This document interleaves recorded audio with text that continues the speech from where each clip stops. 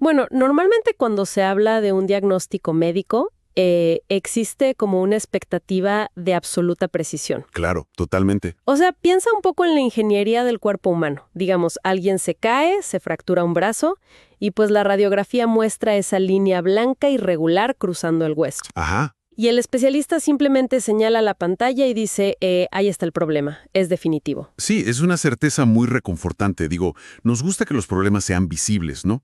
Que sean tangibles, que se puedan categorizar, digamos, en un espectro binario de blanco y negro. Exacto, blanco o negro. Roto o no roto. Sano o, bueno, enfermo. Pero luego damos un paso hacia el mundo de la psicología humana, a este terreno de las motivaciones ocultas, del trauma profundo, y de repente, pues, esa máquina de rayos X se descompone por completo. Sí, ya no sirve de nada. Exacto, nos encontramos mirando un panorama que ya no es clínico, sino que es honestamente bastante turbio. Es la definición absoluta de aguas turbias diagnósticas. Y en esta exploración profunda vamos a sumergirnos directamente en el caso clínico más famoso y complejo de la historia de la literatura. Así es, le damos la bienvenida a quienes nos escuchan a un nuevo análisis y fíjate, la misión de hoy me parece fascinante. Vamos a desglosar el texto de Hamlet de William Shakespeare utilizando una edición específica de dominio público de Alejandría. Y el objetivo aquí no es simplemente repasar una trama que, bueno, muchos ya conocen. Claro, no es un resumen. Exacto, queremos diseccionar la anatomía de la duda humana, entender los engranajes de esa terrible parálisis por análisis y observar cómo un solo acto de corrupción genera un efecto dominó, pues devastador. Totalmente. Esta obra sigue siendo el estudio psicológico definitivo siglos después de su creación, y vamos a descubrir exactamente por qué. Bueno, para situarnos en el centro de este caos, necesitamos entender el vacío de poder y la crisis de identidad que está asfixiando a Dinamarca. Ajá, el contexto. Sí. La premisa arranca con una perturbación masiva del orden natural. El rey ha muerto de manera muy repentina. Y su hermano Claudio no solo ha tomado el trono con una velocidad, digamos, bastante sospechosa. Sí, demasiado rápido. Muy rápido. Sino que además se ha casado casi de inmediato con la viuda, la reina Gertrudis, que es la madre del príncipe Hamlet. Es un escenario que, está maduro para el desastre. Es un reino que ha pasado de los cantos fúnebres a los banquetes de boda en un abrir y cerrar de ojos. ¿Literalmente? Y bueno, vamos a desempacar esto porque el choque emocional es brutal. Tenemos a un joven príncipe consumido por el luto, rodeado de una corte que, parece haber olvidado por completo a su padre. Sí, como si no hubiera existido. Exacto. Y hay un sentido abrumador de que algo está podrido desde los cimientos. Entonces, la situación central que plantea este texto es profundamente incómoda. ¿Qué sucede cuando la persona encargada de hacer justicia, la única capaz de restaurar el orden, es psicológicamente incapaz de actuar? Es un peso enorme. Y esa incapacidad no surge de la nada, claro. Antes de que Hamlet pueda siquiera considerar, no sé, tomar un arma, necesita un catalizador que rompa su letargo melancólico. ¿Un empujón? Exacto. Y ese catalizador es una de las disrupciones más aterradoras posibles, porque llega directamente desde el más allá, ¿sí? La narrativa arranca en la explanada del Palacio de Elsenor. Durante la guardia nocturna, hace un frío que penetra los huesos. Me imagino la tensión. Es altísima. Los guardias Francisco, Bernardo y Marcelo, junto con Horacio, que es el amigo más cercano de Hamlet, están al borde del colapso nervioso. ¿Por qué? Porque han presenciado una aparición. Y fíjate, no es una bruma amorfa o una sombra cualquiera. Es la figura exacta del rey muerto armado de pies a cabeza para la batalla. Sí, con su armadura completa. Y cuando este fantasma finalmente exige hablar a solas con Hamlet, la revelación simplemente destruye el último rastro de cordura en el mundo del príncipe. Es que lo que le dice es terrible. Totalmente. El espíritu le confiesa que, no murió por la mordedura de una serpiente en el jardín, que era, digamos, la versión oficial aceptada por toda Dinamarca. La versión que todos creían. Ajá. Fue un asesinato, un homicidio cruel, y como lo describe el texto de Alejandría, aleve. Aleve, claro. O sea, ejecutado con la más cobarde de las traiciones. Claudio derramó un veneno letal en el oído del rey mientras él dormía. Lo fascinante aquí es que las imágenes que usa el fantasma son sumamente viscerales. O sea, describe cómo el veneno cuajó su sangre sana, como si fuera leche cortada con ácido. ¡Qué horror! Sí, cubriendo todo su cuerpo de llagas. Y luego viene el mandato, la carga imposible. Le exige a Hamlet vengar esta muerte contra Claudio, pero le prohíbe estrictamente levantar la mano contra su madre, contra Gertrudis. Claro, que la deje en paz. Exacto, que la deje al juicio del cielo. O sea, si lo pensamos bien, es el equivalente moderno a recibir una filtración anónima devastadora sobre, no sé, un complot corporativo masivo o una traición gubernamental. Es una buena analogía. Es una revelación que te dice que todo tu sistema de creencias es una farsa, que las personas en el poder son monstruos, pero al mismo tiempo es absolutamente imposible de probar en un tribunal. Claro, no hay evidencia. Exacto, todo depende de la palabra de un espectro. Y aquí es donde surge mi primer gran cuestionamiento. O sea, si el fantasma es tan claro, tan dolorosamente explícito en su relato, ¿por qué Hamlet no sale de inmediato a clavarle una espada a Claudio? ¿Por qué esta necesidad casi obsesiva de exigir más pruebas? Esa es la paradoja central, ¿no? Porque lo que solemos interpretar hoy como cobardía o como debilidad es en realidad una reacción profundamente racional, dado el contexto epistemológico y teológico de la época isabelina. A ver, explícame eso. Pues mira, un fantasma no era simplemente el alma en pena de un ser querido que venía a saludar. En esa cosmovisión podría muy bien ser un espíritu infernal, un demonio disfrazado. Ah, claro. Sí, un demonio que ha olido, digamos, la profunda vulnerabilidad y la melancolía de Hamlet. La táctica del demonio sería engañar al príncipe para que cometa un asesinato injustificado. Un regicidio, nada menos. Exactamente.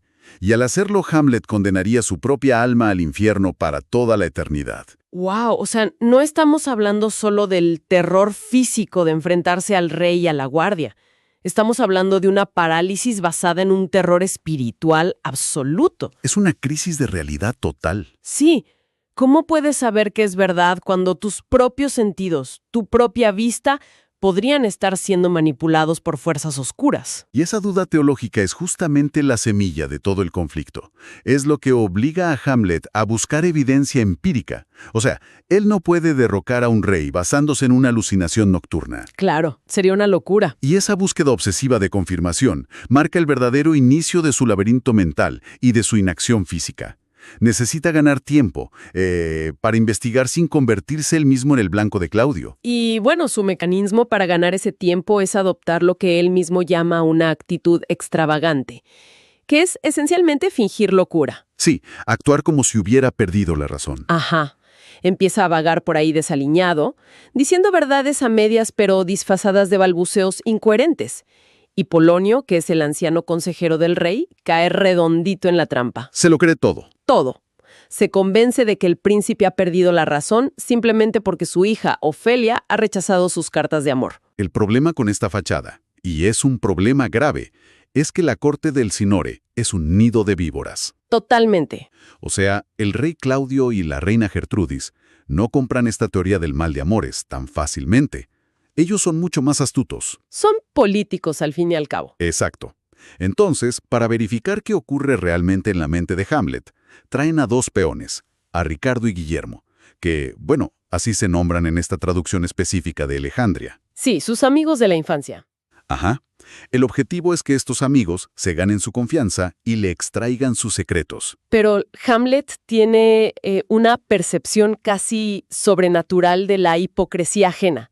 O sea, ve las intenciones de sus viejos amigos a kilómetros de distancia y los confronta con una brillantez que es francamente cruel. Es una escena magistral. Sí, les da una flauta, les pide que toquen, y cuando ellos confiesan que no tienen idea de cómo hacerlo, Hamlet lanza uno de los reproches más afilados de toda la obra. Les dice que si no pueden sacar música de un simple pedazo de madera, ¿cómo se atreven a pensar que pueden tocar los registros de su mente y descubrir sus misterios? ¡Wow! Es un momento brillante. Y esto nos lleva al punto en que Hamlet finalmente cree encontrar el mecanismo perfecto para probar la culpa de Claudio. ¿La obra de teatro? Exacto. La llegada de una compañía de actores al palacio. Hamlet altera una de sus obras, a la que él titula La ratonera. Un nombre muy sutil, ¿no? Muy sutil. El objetivo es que la obra represente con exactitud milimétrica el asesinato de su padre, tal como lo narró el fantasma. Con todo y el veneno. Sí, incluyendo el vertido del veneno en el oído del personaje del duque Gonzago. La lógica de Hamlet es que si Claudio reacciona a esto, entonces el fantasma decía la verdad. Y bueno, el experimento psicológico funciona. Durante la escena del envenenamiento en la obra, la presión simplemente rompe a Claudio. Se levanta de su asiento, pálido, alterado, interrumpe abruptamente la representación y pide a gritos que enciendan las luces. Se delata por completo. Por completo. Para Hamlet y Horacio, la culpa del rey queda cincelada en piedra en ese momento. Pero, a ver, aquí es donde se pone realmente interesante.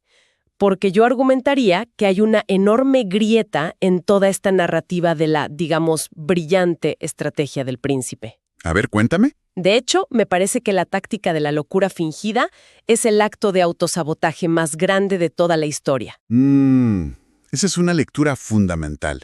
¿Por qué consideras que la estrategia falla tan estrepitosamente? Pues porque al adoptar esta máscara de lunático, Hamlet se aísla de cualquier estructura de apoyo. O sea, al tratar a Ofelia con una crueldad despiadada solo para mantener la farsa, y al burlarse constantemente del consejero Polonio, se enemista con la corte entera. Claro, se queda solo. Exacto.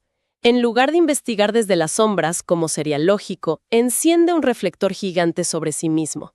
Claudio se da cuenta rápidamente de que la locura de su sobrino no es producto del amor, sino que esconde una amenaza letal y muy calculada. Y no se va a quedar de brazos cruzados. Para nada. La respuesta inmediata del rey es planear el exilio de Hamlet a Inglaterra para asesinarlo. Lo cual profundiza la tragedia del monólogo más célebre de la obra, que por cierto, en esta versión de Alejandría se traduce de manera muy fascinante como «existir o no existir, esta es la cuestión». ¡Ah, me encanta esa traducción! Es muy potente. Hamlet está atrapado en este debate sobre si es más noble soportar pasivamente los golpes de una fortuna miserable o tomar las armas y poner fin al sufrimiento de una vez por todas. Es el dilema definitivo. Sí, y la trampa teatral de la ratonera logró acorralar psicológicamente al rey, es cierto, pero simultáneamente acorraló al propio Hamlet. ¿En qué sentido? Al confirmar la verdad, Hamlet se despoja de su última excusa teológica. Ahora tiene la prueba empírica que tanto buscaba. Ya no puede esconderse detrás de la duda de si era un demonio o no. Tiene que actuar. Exacto. Y esa incapacidad de esconderse nos lleva al punto de inflexión de toda nuestra exploración de hoy. Es el momento cumbre de esta parálisis por análisis. Y fíjate, me encanta que la portada misma de la edición de Alejandría captura justo este instante de tensión absoluta. Es una imagen poderosísima. Sí, visualmente es increíble. Vemos a Claudio arrodillado en completa vulnerabilidad, intentando rezar. Y justo detrás, en las sombras, está Hamlet. Tiene la espada desenvainada. Es el momento perfecto, o sea, la justicia servida en bandeja de plata. Pero la espada no baja. No baja. Y no baja porque la mente hiperactiva de Hamlet sabotea la acción una vez más. Él observa a su tío rezando y la sobreintelectualización toma el control del volante. Empieza a pensar de más. Demasiado. Razona que, si asesina a Claudio en ese preciso momento, mientras está en estado de gracia y confesión, su alma volará directamente al cielo. Claro, según la creencia de la época. Exacto. Y en contraste, recuerda que su propio padre fue asesinado mientras dormía, sin ninguna oportunidad de limpiar sus pecados. Y por ende, asume que su padre está ardiendo en el purgatorio. Qué injusticia, ¿no? Para Hamlet lo es. Para él, enviar al asesino de su padre al cielo no sería venganza, sería un premio inaceptable.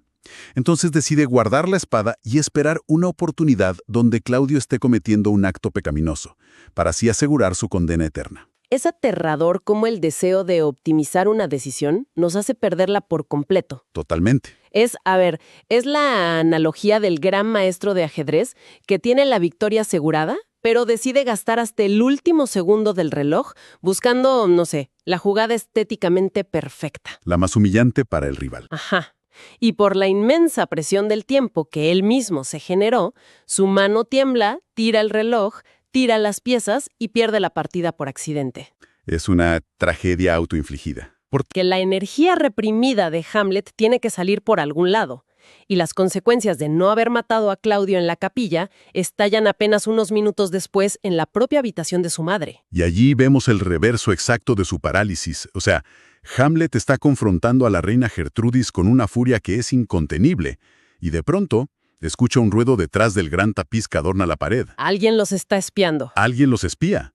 Y el filósofo, el hombre que acaba de perdonarle la vida al peor asesino del reino por un tecnicismo teológico, Sí. de repente actúa con un impulso ciego y brutal, saca su espada, apuñala a través de la gruesa tela, sin tener idea de quién está del otro lado, esperando que sea el rey. Pero no es el rey. Al levantar el tapiz, descubre que ha masacrado a Polonio, el anciano y entrometido consejero de la corte. Si conectamos esto con el panorama general, la ironía es devastadora. Y además marca el fin de la superioridad moral de Hamlet. Claro, ya no es el bueno de la historia. Exacto. Ha pasado meses esperando el instante de alineación cósmica perfecta para impartir una justicia inmaculada, y en su lugar se convierte en un homicida impulsivo y descuidado que asesina a un espectador. A un inocente en gran medida. Sí. A partir de que la sangre de Polonio mancha sus manos, Hamlet deja de ser simplemente una víctima en busca de justicia. Se convierte en un engranaje activo de la corrupción de Dinamarca. Y la sangre derramada en esa habitación, pues no se queda ahí. Es el inicio del efecto dominó. La inacción de Hamlet prolongó el veneno original del rey muerto. Y su acción impulsiva acaba de derribar la primera ficha que va a destruir a los inocentes. Así es. Y la víctima colateral más desgarradora de este error de cálculo es, sin duda alguna, Ofelia. El quiebre psicológico de Ofelia es, me atrevería a decir, uno de los retratos más crudos de toda la obra. La muerte violenta de su padre a manos del hombre que amaba. Que además acaba de ser exiliado. Exacto. Todo esto fractura su mente irreparablemente. Y a diferencia de la locura estratégica y calculada de Hamlet, la de Ofelia es una desintegración real, profunda y trágica. Se rompe de verdad. Sí. Aparece en la corte repartiendo flores. Un acto que, parece un delirio hermoso a simple vista, pero que está cargado de acusaciones subliminales muy fuertes. Esa escena es fascinante porque cada flor tiene un significado codificado. O sea, el texto es súper meticuloso en esto. Ella entrega romero para la memoria y el recuerdo. Entrega hinojo por la adulación y el engaño. Y da margaritas por la infidelidad.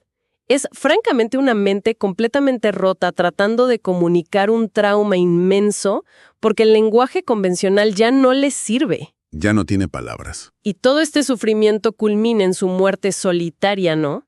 Ahogada en un arroyo mientras cantaba fragmentos de viejas canciones, sostenida apenas por sus pesadas ropas hasta que, pues, el agua la arrastra al fondo. Lo que plantea una pregunta importante sobre la responsabilidad en esta obra. A ver. O sea, ¿era el trágico final de Ofelia un destino inevitable en un mundo dominado por los juegos de poder de los hombres, que básicamente la usaban como peón? Es una buena duda. ¿O fue la crueldad explícita de Hamlet, quien en un ataque de paranoia le gritó «vete a un convento», asumiendo que ella también era parte del complot de su tío? ¿Fue eso lo que le dio el golpe de gracia a su estabilidad emocional? Yo creo que esa crueldad es el daño colateral directo de la sobreintelectualización de Hamlet. Y además, genera un contraste brutal cuando el hermano de Ofelia, Laertes, regresa de Francia al enterarse del asesinato de su padre. Sí, Laertes es el espejo invertido de Hamlet. Totalmente. Mientras el príncipe de Dinamarca piensa 1000 veces antes de dar un paso, Laertes irrumpe en el palacio al frente de una turba enardecido.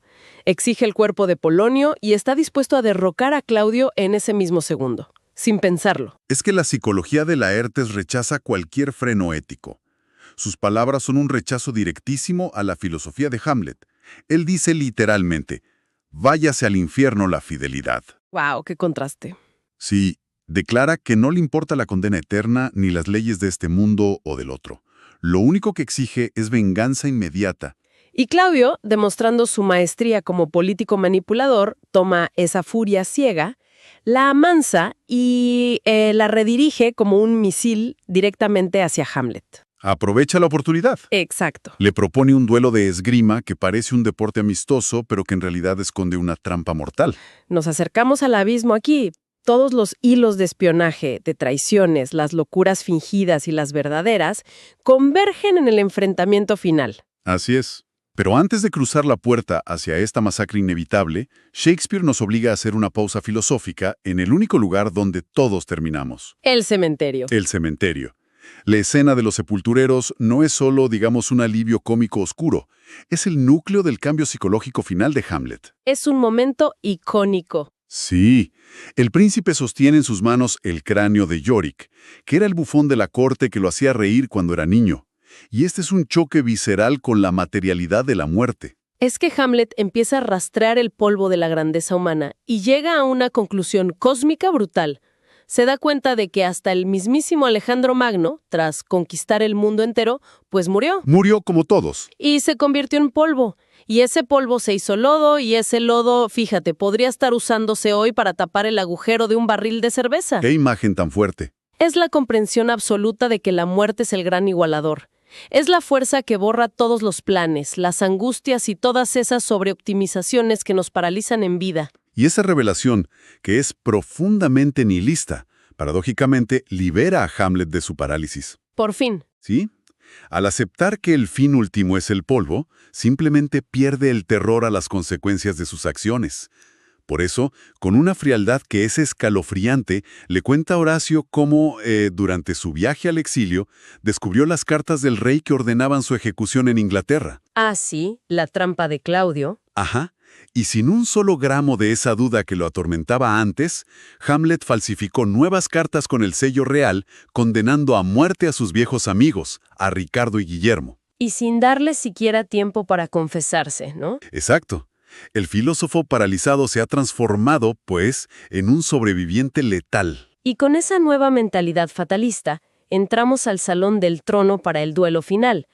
La tensión es insoportable porque, bueno, quienes conocemos la obra sabemos que es una trampa doble. Una trampa mortal por donde la veas. Sí, Claudio ha preparado una copa de vino envenenada para ofrecérsela a Hamlet en caso de que vaya ganando el combate. Y, por su lado, Laertes, cegado por la venganza, ha quitado el botón de seguridad de su florete y ha untado la punta con un veneno tan potente que un solo rasguño es mortal. Pero, como hemos visto, los planes construidos sobre la paranoia y la corrupción rara vez funcionan como se diseñan.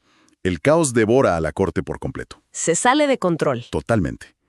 En un acto de ironía macabra, la reina Gertrudis, levantando la copa para brindar por el éxito de su hijo en el duelo, bebe el vino envenenado ante la mirada horrorizada e impotente de Claudio. Que no puede decir nada sin delatarse. Exacto. Y la tensión del duelo escala. Hamlet y Laertes forcejean, sus armas caen al suelo y en toda esa confusión intercambian los florites. Y ambos resultan heridos por la hoja tóxica. El veneno entra en el torrente sanguíneo de Dinamarca. Laertes, sintiendo el frío de la muerte acercarse y dándose cuenta de que ha caído en su propia trampa, rompe el pacto de silencio. Se confiesa. Sí. Señala a Claudio y le grita a Hamlet que el rey es el verdadero arquitecto de toda esta carnicería. Y es solo en este instante microscópico, cuando a Hamlet le quedan apenas unos minutos de vida, cuando ve a su madre muerta por el veneno. Ya no hay marcha atrás. Exacto, cuando su mente ya no tiene ningún futuro sobre el cual proyectar ansiedades ni cálculos morales. Solo en ese momento finalmente actúa con la claridad que el fantasma le exigió desde el primer acto. ¡Wow! Con la poca fuerza que le queda, hiere a Claudio con la espada envenenada y, en un arrebato de justicia furiosa, lo obliga a beber el fondo de la copa maldita. El silencio cae sobre el palacio. La realeza danesa ha sido completamente aniquilada. Y en medio de esa quietud fúnebre, resuenan tambores militares a lo lejos. ¿Es Fortinbras? Es Fortinbras, el príncipe noruego que entra marchando a un reino que está literalmente vacío.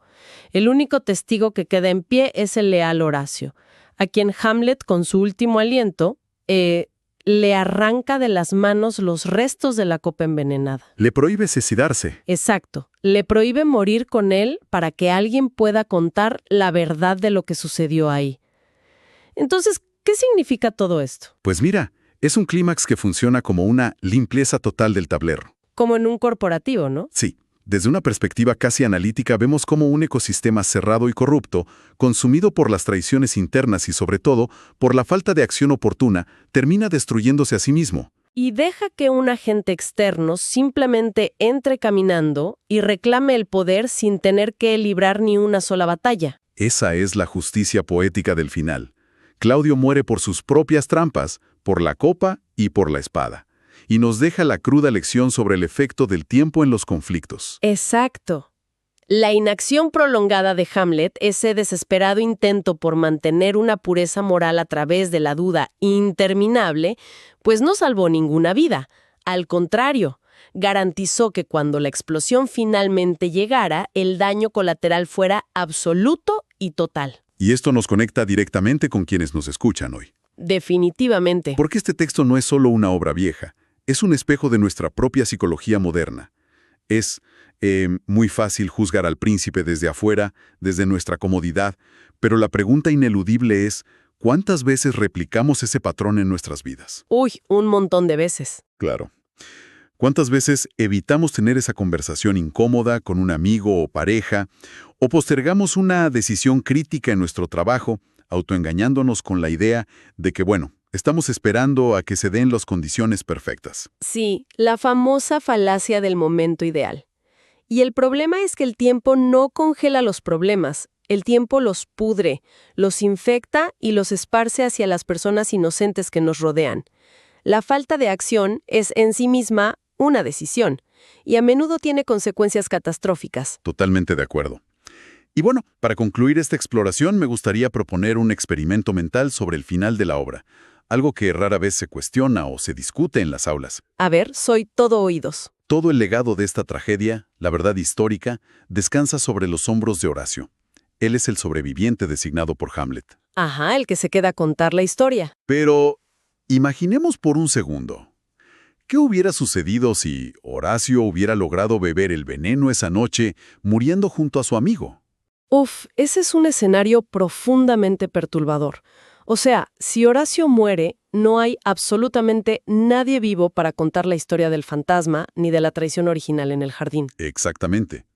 En ese escenario de silencio total, ¿cómo habrían reconstruido los historiadores y el mismo pueblo de Dinamarca los eventos de esa noche? Es que la escena del crimen habla por sí sola y cuenta una historia terrible. Claro. Sin el contexto que aporta Horacio, la evidencia empírica que queda en el Salón del Trono es escalofriante. Habrían recordado a Hamlet no como un príncipe filosófico buscando una justicia cósmica, sino como un lunático paranoico y básicamente un asesino en serie despiadado. Claro, un hombre que mató al consejero de la corte, que llevó a su exprometida al suicidio, que orquestó la muerte de sus mejores amigos de la infancia y que culminó su masacre asesinando a su propia madre, a su cuñado y al rey en un frenesí de sangre. Y por contraparte piensa en cómo quedaría Claudio. ¡Wow! El perverso Claudio habría pasado a los libros de historia como el mártir definitivo de Dinamarca. Un monarca trágico, noble, que intentó por todos los medios salvar a su sobrino de la demencia y que pagó ese profundo amor familiar con su propia vida. ¡Qué fuerte! O sea, el simple hecho de sobrevivir otorga el poder absoluto para controlar la narrativa histórica. Todo dependía de que un solo hombre se mantuviera vivo para hablar. Lo cual nos devuelve a nuestra premisa inicial. La máquina para diagnosticar el alma humana, como decíamos al principio, pues sigue estando irreparablemente rota. Así es, sigue sin funcionar. Y al final del día, frente a la inmensa complejidad de nuestras propias motivaciones, lo único que nos queda son las historias que decidimos contarnos, intentando, a través de estos relatos inmortales, encontrar un poco de sentido mientras navegamos por las aguas turbias de nuestra propia naturaleza.